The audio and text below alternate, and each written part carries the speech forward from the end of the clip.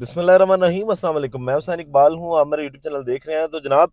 ابھی تو حکومت کے پہلے ڈاری ختم نہیں ہوئے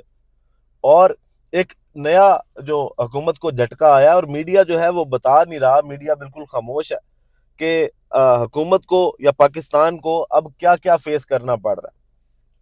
جس قدر پاکستان کے اندر انسانی حقوق کی پامالیاں کی گئیں، تو ان کو کہاں کہاں پہ کیسے ڈیفینڈ کریں گے۔ جیسے 24 نومبر کا جو احتجاج تھا، اس کو 26 نومبر کی رات جس طرح سے آپریشن کر کے ختم کیا گیا، اس طرح کے معاملات کو عالمی سطح پہ آپ کیسے جسٹیفائی کریں گے؟ یہ ایک بہت بڑا سوال ہے اس حکومت کے لیے۔ اور اس کے ساتھ ساتھ وہ لوگ جو بڑے جشن مناتے تھے جب جنرل ریٹائرڈ فیض حمید صاحب کو پکڑا گیا تھا، اور آپ کو اس دن بھی بتایا تھا کہ فیض حمید صاحب کی گرفتاری پہ جو لوگ جشن منا رہے تھے نا، اب وہ یہ باتیں کر رہے ہیں کہ نہیں نہیں، یہ بات نہ کرو کہ اب عمران خان کا فوجی ٹرائل ہوگا، فوجی عدالتوں کے اندر ٹرائل ہوگا، کیونکہ اگر ٹرائل ہوتا ہے تو پھر ہم اس کو عالمی سطح پہ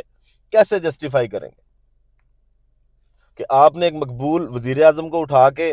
فوجی عدالتوں کے آگے بھیج دیا اور وہاں سے ان کو سزائیں دلوائی گئیں۔ تو اس پہ ریئیکشن جو ہے وہ آتا ہے۔ وہ ملک جو بنیادی انسانی حقوق کی بڑی پاسداری کرتے ہیں، جو بنیادی انسانی حقوق کے لیے آوازیں اٹھاتے ہیں، وہ گہری نظر رکھتے ہیں اس طرح کے معاملات پہ۔ اور ابھی جو اب حکومت کو جھٹکا لگا، رچرڈ گرینل کے ٹویٹس تو حکومت کے لیے جھٹکا تھے ہی تھے، اور خواجہ آصف صاحب کو بیٹھ کے لندن سے پریس کانفرنس کرنی پڑی کہ جناب ہم خود مختار قوم ہیں اور خود مختار ملک ہیں، لیکن آپ خود ہی اس بات کا اعتراف کر چکے ہیں کہ آپ لوگوں نے وینٹیلیٹر جو ہیں وہ استعمال کر رہے ہیں امریکہ کے۔ معیشت کے لیے امریکہ بڑا ضروری ہے، یا انٹرنیشنل پریشر آپ لوگ برداشت نہیں کر سکتے۔ اب آپ وہ ڈر اتارنے کے لیے کبھی پریس کانفرنس کرتے ہیں، کبھی کوئی حربہ جو ہے وہ استعمال کرتے ہیں۔ تو آج جو خبر آئی ہے حکومت کے لیے، وہ کوئی اچھی خبر نہیں ہے۔ اور 21 دسمبر کو فوجی عدالتوں کی طرف سے جو 25 شہریوں کو سزا سنائی گئی، جس پہ یورپی یونین نے بڑی تشویش کا اظہار کیا ہے۔ حالانکہ جب یہ خبر آئی، اور گورنر جو سندھ ہے کامران ٹسوری صاحب، انہوں نے بھی یہ بات کی کہ ان بچوں کو ایٹ لیسٹ اپنے سیاسی مقاصد کے لیے استعمال نہ کریں، جن کو آپ نے فوجی عدالتوں سے سزا سنوائی، اور اس کے بعد اب کسی کو 10 سال، کسی کو 2 سال، کسی کو 7 سال کے لیے جیلوں میں ڈال دیا گیا۔ لیکن ابھی 19 ماہ سے وہ لوگ جو ہیں وہ پہلے ہی رکھے گئے تھے، اٹھا لیے گئے تھے، جب اس کے بعد 19 ماہ تک ان کا جو ٹرائل ہے وہ چلتا رہا۔ لیکن اب بہتر یہ ہے کہ کم سے کم ان کو یہ حق ملے گا کہ وہ اس فیصلے کے خلاف اپیل میں جا سکیں، سول عدالتوں میں بھی ان کا کیس جو ہے وہ اب آگے لگے۔ اور اب وہ عدالتیں کرتی کیا، یہ ایک علیحدہ ٹاپک ہے۔ وہ جب ان کے اپیلیں جائیں گی، پھر عدالتوں کے رویے دیکھے جائیں گے، ججز کے رویے دیکھے جائیں گے کہ کیا وہ اب اس فیصلے کے آگے کھڑے ہونا پسند کریں گے یا نہیں پسند کریں گے، وہ ایک بات کی بات ہے۔ لیکن اب کم سے کم وہ جیلوں میں رہیں گے، ان کے گھر والوں سے ان کو ملاقات کی جو ہے وہ اجازت ہوگی، ملاقات بھی کر سکتے ہیں۔ تو وہ چیزیں ساتھ ساتھ چلتی رہیں گی۔ لیکن یورپی یونین نے جو ہے وہ تشویش کا اظہار کیا، اور اس حوالے سے جو یورپی یونین ایکسٹرنل ایکشن سروس ہے، اس نے اعلامیہ بھی جاری کیا ہے، اور اعلامیہ کے مطابق جو ہے وہ ملٹری کورٹ سے سزائیں آئین سے متصادم۔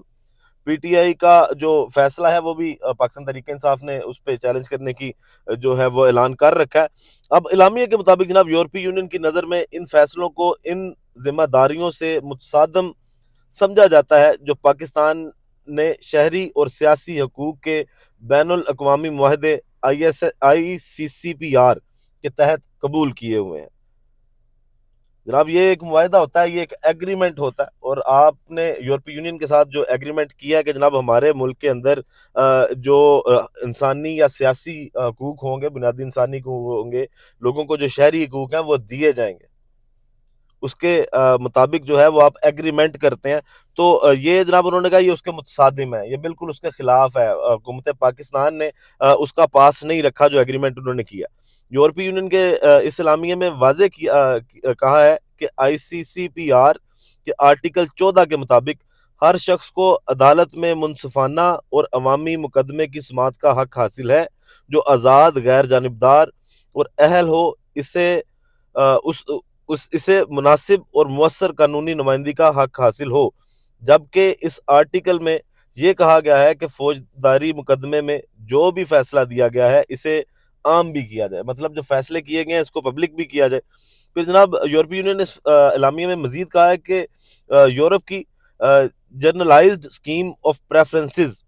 جی ایس پی پلس جس کو کہتے ہیں، یہ ایک قسم کی سبسڈی ہوتی ہے یا ایک قسم کا انسینٹیو ہوتا ہے جو ترقی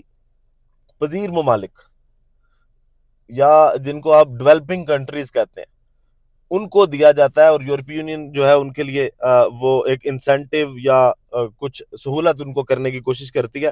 تو اس جی ایس پی پلس کے تحت پاکستان سمیت استفادہ کرنے والے ممالک نے رضا کرانہ طور پر 27 بین الاقوامی بنیادی کنونشنز بشمول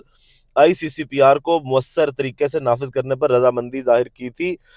تاکہ جی ایس پی پلس سٹیٹس سے مستفید ہوتے رہیں۔ مطلب وہاں سے ان کو جو فوائد ملتے ہیں، جو انسینٹیو ملتا ہے،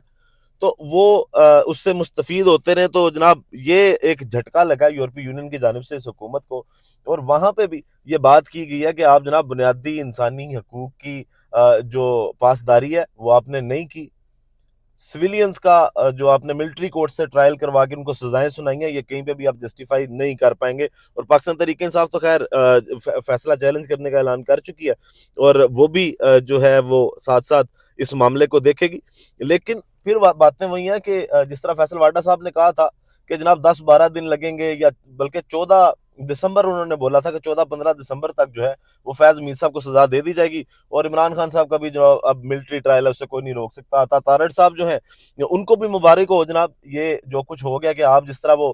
2 دن سے ہار پہن کے سامنے آ رہے ہیں، بھنگڑے ڈالتے ہیں، خوشی نعرے لگاتے ہیں کہ جیسے آپ نے پتہ نہیں کیا فتح کر لیا، تو یہ اس طرح کے جھٹکے بھی تو یہ صرف پہلا جھٹکا ہے۔ آپ کو امریکہ سے ہلکے ہلکے جھٹکے لگ رہے ہیں، یہ یورپی یونین سے بھی آپ کو جھٹکا لگ گیا۔ برطانیہ جو ہے وہ عمران خان کی گرفتاری پہ ان کو غیر آئینی اور غیر قانونی طور پہ جس طرح گرفتار کیا گیا اس پہ پہلے ہی تشویش کا اظہار کر چکا ہے، اور اقوام متحدہ کی جانب سے بھی جو ہے وہ آواز اٹھائی گئی ہے، تو پیچھے رہ کچھ نہیں جاتا۔ پھر آپ ایک طرف سے اس طرح کی حرکتیں کرتے ہیں، ساتھ ایک جاتے جاتے اہم خبر کہ جناب جوید لطیف صاحب انہوں نے آج جو بات کی، انہوں نے کہا کہ نواز شریف صاحب سے مذاکرات کی اجازت حکومت کو تب ملے گی جب جو ہے وہ 9 مئی پہ معافی مانگی جائے گی۔ وہ کہتے ہیں کہ نواز شریف صاحب مطالبہ کریں گے کہ 9 مئی پہ پہلے معافی مانگے، اس کے بعد جو ہے وہ مذاکرات کیے جائیں گے۔ تو نواز شریف صاحب سے کس نے پوچھ کے مذاکرات کرنے ہیں جناب؟ حکومت کو آپ کو لگتا ہے کہ نواز شریف صاحب جو خود وعدہ خلافی کے مارے ہوئے ہیں اور جو ڈیل کر کے آئے تھے وہ ان کو نہیں ملی، تو ان سے اجازت چاہیے ہوگی؟ نہیں، مذاکرات کسی اور کی بات ہے، یہ کمیٹیاں ساری لوگوں کو صرف دکھانے کے لیے ہیں، اور اس کے علاوہ اس کے اندر کچھ نہیں ہے۔ باقی پھر معافی تو میاں صاحب آپ کو بھی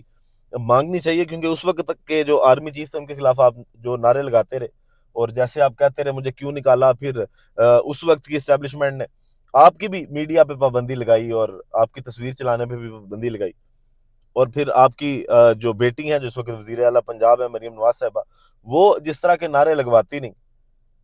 وہ آپ نے بھی سنے ہوں گے، پھر معافی اس پہ بھی مانگ لینی چاہیے۔ آج آپ کو جناب وہی حلقہ اچھا لگ رہا ہے جس کو آپ نے بیٹھ کے گالیاں دیں اور یہ کہا کہ جناب مجھے کیوں نکالا۔ تو یہ نظام اگر آپ ہمیشہ جب آپ بھی اقتدار میں آتے ہیں تو آپ کہتے ہیں کہ جناب نظام ان کے ہاتھ میں نہیں ہونا چاہیے، لیکن بعد میں آپ انہی کے پیر پڑ کے جو ہے وہ حکومت میں آتے ہیں۔ تو نواز شریف صاحب کی کوئی ایسا جتنی اس وقت سے رہ نہیں گئی کہ نواز شریف بڑے امپورٹنٹ ہیں ملکی سیاسی استحکام کے لیے، تو باقی جنہوں نے استحکام لے کے آنا ہے یا جنہوں نے مذاکرات کروانے ہیں انہوں نے نواز شریف صاحب کی اجازت کے بغیر بھی کروا لینے ہیں۔ ویڈیو کا اختتام کرتے ہیں اسی دعا کے ساتھ کہ اللہ تعالیٰ پاکستان پر اپنی رحمت نازل کرے۔ پاکستان زندہ باد۔